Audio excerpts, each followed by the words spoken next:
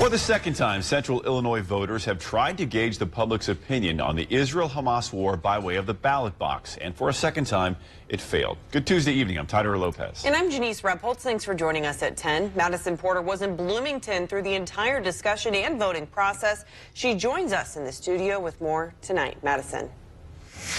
Tyler and Janice, more than 100 Bloomington Township registered voters had a say in the ultimate decision not to see an advisory question on November's ballot regarding U.S. financial involvement in the Israel-Hamas war. We had 28 yes votes and 88 no votes.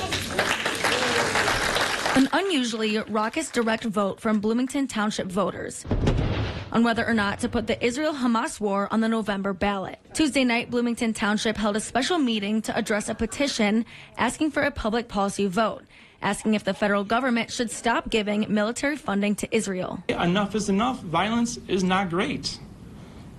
We are the #1 perpetrators of violence, and we should consider turning around and pushing for peace. Under township policy, any petition must have a minimum of 15 signatures to be brought before the township. The petition would not have any effect on U.S. policy, more like a poll, but it was ultimately shot down by the rest of the 88 voters against seeing the question on the general election ballot. The question on this ballot does nothing to bring peace to the Middle East and only perpetuates the Islamic Jihad plans of clearing out Israel and the United States' complicity in it. 16 people argued their opinion on the highly controversial topic. Those against the question asked why the attention was on the war in Israel and not any other war that the U.S. funds.